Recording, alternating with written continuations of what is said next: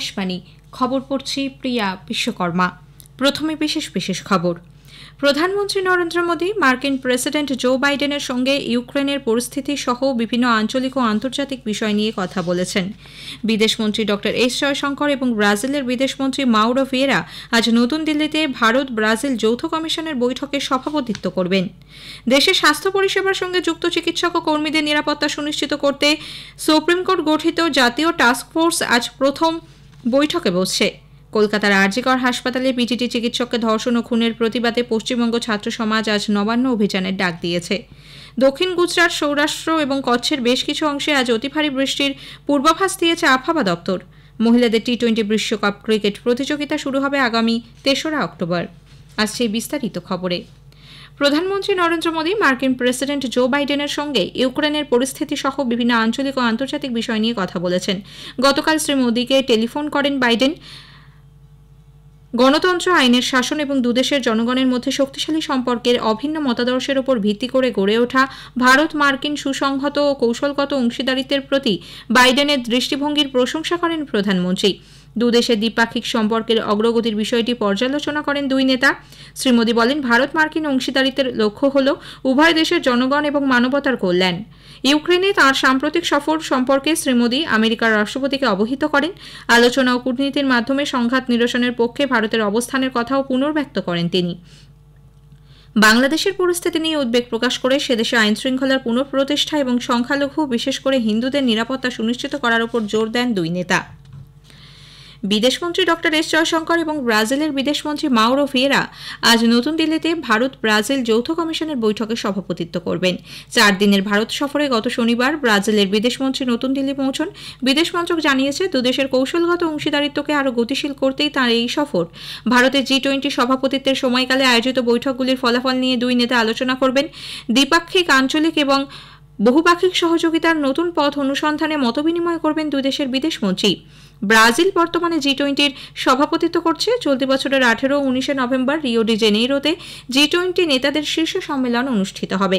এর আগে জুলাই মাসে রিও ডি জেনেইরোতে জি-20 উন্নয়ন বিষয়ক মন্ত্রীদের বৈঠকে ভারতের বিদেশ মন্ত্রকের অর্থনৈতিক বিষয়ক সচিব দাম্য রাভি স্বচ্ছ ভারত অভিযান, জল জীবন মিশন এবং অমৃত প্রকল্প সহ অন্যান্য গুরুত্বপূর্ণ কর্মসূচির কথা তুলে ধরেন।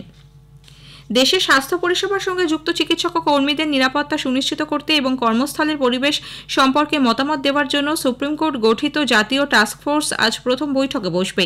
নতুন দিল্লিতে আয়োজিত এই বৈঠকে পৌরোহিত্য করবেন সরকারের ক্যাবিনেট সচিব। এছাড়াও স্বরাষ্ট্র সচিব, জাতীয় মেডিকেল কমিশনের চেয়ারপারসন, জেনারেল মেডিকেল সার্ভিসের অধিকর্তা ভাইস অ্যাডমিরাল আর সারিন, এইমসের ডিরেক্টর ডক্টর এম শ্রীনিবাস এবং ওই হাসপাতালের স্নায়ু বিভাগের প্রাক্তন অধ্যাপক ডক্টর পদ্ম শ্রীবাস্তবও বৈঠকে উপস্থিত থাকবেন। উল্লেখ্য, আরজিকর কাণ্ড নিয়ে শীর্ষ আদালতের গৃহীত স্বতঃপ্রণোদিত মামলার শুনানির সময় প্রধান বিচারপতি DY চন্দ্রচূড় চিকিৎসক ও স্বাস্থ্যকর্মীদের নিরাপত্তা সুনিশ্চিত করতে এই জাতীয় টাস্ক ফোর্স গঠন করেন। 3 সপ্তাহের মধ্যে অন্তর্বর্তী রিপোর্ট এবং 2 মাসের মধ্যে চূড়ান্ত রিপোর্ট জমা দেওয়ার জন্য সর্বোচ্চ আদালত কমিটিকে নির্দেশ দিয়েছে। ধর্ষণের মতো অপরাধ রুখতে এবং এ ধরনের মামলার দ্রুত নিষ্পত্তির লক্ষ্যে কেন্দ্রীয় সরকার রাজ্যের জন্য 6টি পক্সো সহ মোট 17টি বিশেষ ফাস্ট ট্র্যাক আদালত তৈরির অনুমতি দিলেও পশ্চিমবঙ্গ সরকার বিশেষ উদ্যোগ নেয়নি বলে কেন্দ্র জানিয়েছে। অপরাধ মোকাবিলায় কঠোর আইন এবং বিশেষ ফাস্ট ট্র্যাক আদালত স্থাপনের প্রয়োজনের কথা জানিয়ে মুখ্যমন্ত্রী মমতা ব্যানার্জি প্রধানমন্ত্রী নরেন্দ্র মোদীকে যে চিঠি দিয়েছিলেন, কেন্দ্রীয় নারী ও শিশু বিকাশ মন্ত্রী অন্নপূর্ণা দেবী গতকাল তার জবাব দিয়েছেন। তিনি লিখেছেন, 1 জুলাই থেকে সারা দেশে যে ভারতীয় ন্যায় সংহিতা বলবৎ হয়েছে তাতে ধর্ষণের কঠোর সাজার সংস্থান রয়েছে। পক্সো আইনের অধীনে বকেয়া মামলার দ্রুত নিষ্পত্তির জন্য কেন্দ্রীয় সহায়তা পুষ্ট প্রকল্প শুরু হয়েছে 2019-এর অক্টোবরে। 2023-এর 8ই জুন পশ্চিমবঙ্গ সরকার এই প্রকল্পে যোগ দিয়ে 7টি ফাস্ট ট্র্যাক আদালত গঠনের কথা জানায়। পরে তাদের 17টি আদালত গঠনের অনুমোদন দেওয়া হলেও চলতি বছরের 6 জুন পর্যন্ত মাত্র 6টি পক্সো আদালত চালু হয়েছে। বাকি 11টি আদালত গঠনে রাজ্য সরকার কোনো উদ্যোগই নেয়নি বলে কেন্দ্রের দাবি। কলকাতার আরজিকর মেডিকেল কলেজ হাসপাতালে কর্তব্যরত অবস্থায় তরুণী পিজিটি চিকিৎসককে ধর্ষণ ও খুনের প্রতিবাদে আজ পশ্চিমবঙ্গ ছাত্র সমাজ নবান্ন অভিযানের ডাক দিয়েছে। এই অভিযানকে ঘিরে কোনো রকম অপ্রীতিকর ঘটনা এড়াতে 6000 পুলিশকর্মী মোতায়েন করা হয়েছে। হাওড়া যাওয়ার পথে বিভিন্ন এলাকায় ব্যারিকেড দিয়ে ঘিরে রাখা হচ্ছে। এমনিতেই নবান্ন সংলগ্ন চত্বরে 163 ধারা জারি থাকে। প্রয়োজন বুঝে সিদ্ধান্ত বদল করা হবে বলে কলকাতা পুলিশের পক্ষ থেকে জানানো হয়েছে।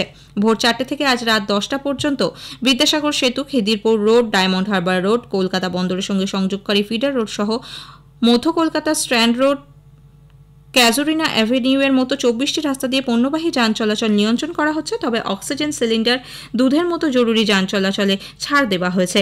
অন্যদিকে আজ ইউজিসি নেট পরীক্ষা রয়েছে। এই কর্মসূচির প্রেক্ষিতে পরীক্ষার্থীদের যাতে কোনো সমস্যা না হয় সেজন্য সব রকম ব্যবস্থা নিয়েছে প্রশাসন। 100 বা 112 নম্বরে ফোন করে পরীক্ষার্থীরা তাদের সমস্যার কথা জানাতে পারবেন। পুলিশের সঙ্গে যোগাযোগ করলে নিজেদের গাড়িতে পরীক্ষা কেন্দ্রে পৌঁছে দেওয়ারও ব্যবস্থা করা হবে বলে এডিজি আইন শৃঙ্খলা মনোজ ভার্মা জানিয়েছেন। খবর শুনছেন আকাশবাণী থেকে। দক্ষিণ গুজরাট, সৌরাষ্ট্র এবং কচ্ছের বেশ কিছু অংশে আজ অতি ভারী বৃষ্টির পূর্বাভাস দিয়েছে আবহাওয়া দপ্তর। উত্তর গুজরাট এবং দক্ষিণ রাজস্থানে কিছু জায়গায় ভারী থেকে অতি ভারী বৃষ্টির সম্ভাবনা। কোঙ্কণ, গোয়া, মধ্য মহারাষ্ট্র, ওড়িশা, গাঙ্গেয় পশ্চিমবঙ্গ, ঝাড়খণ্ড এবং বিহারেও একই পরিস্থিতি থাকবে। 30 তারিখ পর্যন্ত সমুদ্র উত্তাল থাকবে, তাই এই সময় মৎস্যজীবীদের সমুদ্রে যেতে নিষেধ করা হয়েছে। ঝাড়খণ্ড মুক্তি মোর্চা জেএমএম এর নেতা তথা প্রাক্তন মুখ্যমন্ত্রী চম্পাই সোরেন আগামী 30শে আগস্ট বিজেপিতে যোগ দেবেন। ঝাড়খণ্ডে বিধানসভা নির্বাচনের যুগ্ম দায়িত্বপ্রাপ্ত আসামের মুখ্যমন্ত্রী হিমন্ত বিশ্ব শর্মা সোশ্যাল মিডিয়া পোস্টে কথা জানিয়েছেন। গতকাল নতুন দিল্লিতে কেন্দ্রীয় স্বরাষ্ট্রমন্ত্রী অমিত শাহর সঙ্গেও দেখা করেন চম্পাই সোরেন এবং শ্রী শর্মা। উল্লেখ্য, মুখ্যমন্ত্রী থাকাকালীন দলীয় নেতৃত্ব তাঁকে অপমান করেছেন বলে সোশ্যাল মিডিয়ায় সোচ্চার হন শ্রী সোরেন। নতুন দল গঠনের ইঙ্গিত দিয়েছিলেন তিনি। এরপরই বিজেপিতে তার যোগদান নিয়ে জল্পনা তৈরি হয়। গত ফেব্রুয়ারিতে অর্থ পাচার মামলায় হেমন্ত সোরেনকে ইডি গ্রেপ্তার করলে চম্পাই সোরেন ঝাড়খণ্ডের মুখ্যমন্ত্রী পদে বসেন, তবে হেমন্ত জামিনে মুক্ত হলে তাঁকে আবার পদ ছেড়ে দিতে হয়। উল্লেখ্য, চলতি বছরেই ঝাড়খণ্ডে বিধানসভা নির্বাচন হওয়ার কথা। কেন্দ্রশাসিত অঞ্চল লাদাখে জান্সকার, দ্রাস, শাম, নুব্রা এবং চাংথাং নামে 5টি নতুন জেলা গঠনের সিদ্ধান্ত নিয়েছে কেন্দ্রীয় সরকার। এক সোশ্যাল মিডিয়া পোস্টে কেন্দ্রীয় স্বরাষ্ট্রমন্ত্রী অমিত শাহ বলেন, প্রধানমন্ত্রী নরেন্দ্র মোদীর ভাবনাকে বাস্তবায়িত করতে একটি উন্নত ও প্রগতিশীল লাদাখ গঠনের জন্য স্বরাষ্ট্রমন্ত্রক এই 5টি নতুন জেলা গঠন করেছে। লাদাখের মানুষের দরজার গোড়ায় সরকারি সুবিধা পৌঁছে যাবে বলে উল্লেখ করেন অমিত শাহ। এখানকার জনগণের জন্য আরও সুযোগ তৈরি করতে সরকার বদ্ধপরিকর। নতুন জেলা গঠনের দিকটি পর্যালোচনার জন্য একটি কমিটি গঠন করার ব্যাপারেও স্বরাষ্ট্রমন্ত্রক লাদাখ প্রশাসনকে নির্দেশ দিয়েছে। এই কমিটি জেলার সদর দপ্তর, সীমানা, সাংগঠনিক কাঠামো এবং নতুন পদ সৃষ্টির দিকগুলি খতিয়ে দেখবে। আকাশবাণীর সংবাদদাতা জানাচ্ছেন, এই উল্লেখযোগ্য সিদ্ধান্তের ফলে লাদাখে জেলার সংখ্যা বেড়ে হবে 7। ছত্তিশগড়ের বিজাপুর জেলায় 25 জন মাওবাদী আজ গতকাল আত্মসমর্পণ করেছে। এদের জন্য 29 লক্ষ টাকা আর্থিক পুরস্কার ঘোষণা করা হয়েছিল। তারা জেলা পুলিশ সুপার এবং কেন্দ্রীয় সংরক্ষিত পুলিশ বাহিনীর মহানির্দেশকের সামনে তারা আত্মসমর্পণ করে। মুম্বাইয়ের কালবাদেবী এলাকায় একটি দেওয়াল ধসের ঘটনায় 2 জনের মৃত্যু হয়েছে, আহত এক যুবক। প্রশাসনের মতে এই ঘটনায় 3 জন জখম হলে তাদের নিকটস্থ হাসপাতালে নিয়ে যাওয়া হয়। সেখানে ডাক্তাররা 2 জনকে মৃত ঘোষণা করেন। আহত অপরজনের অবস্থা স্থিতিশীল। মাঙ্কিপক্সের ক্রমবর্ধমান সংক্রমণ মোকাবিলায় বিশ্ব স্বাস্থ্য সংগঠন হু একটি 6 মাসব্যাপী আন্তর্জাতিক কৌশল ও কর্মপরিকল্পনার সূচনা করতে চলেছে। বিশ্ব, জাতীয় এবং আঞ্চলিক স্তরে সুসংহত উপায়ে জনগণের মধ্যে সংক্রমণ ছড়িয়ে পড়া রোধ করাই এই কর্মোদ্যোগের মূল লক্ষ্য। চলতি বছরের সেপ্টেম্বর থেকে আগামী ফেব্রুয়ারি পর্যন্ত গৃহীত এই কর্মসূচির জন্য খরচ হবে $13.5 কোটি মার্কিন ডলার। কৌশলগত উপায়ের প্রতিষেধক দানের পাশাপাশি উচ্চ ঝুঁকি সম্পন্ন ব্যক্তিদের জন্য সংক্রমণ শৃঙ্খল ভেঙে ফেলার পরিকল্পনাও করা হয়েছে। এছাড়াও সময়মতো তথ্য সরবরাহ করার উপরেও জোর দেওয়া হচ্ছে।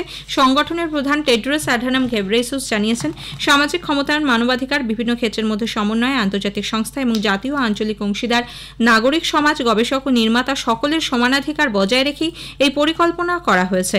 উল্লেখ্য, আফ্রিকার কয়েকটি দেশে রোগের সংক্রমণ বেড়ে চলায় 14 আগস্ট হু মাঙ্কিপক্সকে আন্তর্জাতিক উদ্বেগের জরুরি অবস্থা বলে ঘোষণা করে।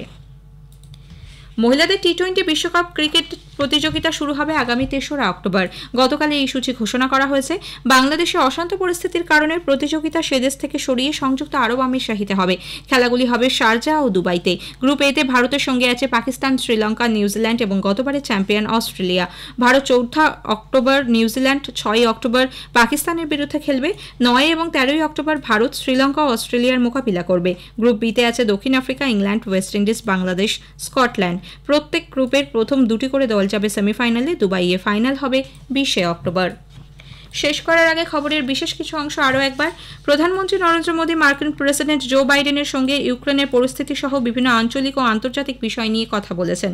বিদেশমন্ত্রী ডক্টর এস জয়শঙ্কর এবং ব্রাজিলের বিদেশমন্ত্রী মাউরো ভিয়েরা আজ নতুন দিল্লিতে ভারত ব্রাজিল যৌথ কমিশনের বৈঠকে সভাপতিত্ব করবেন। খবর শেষ হলো।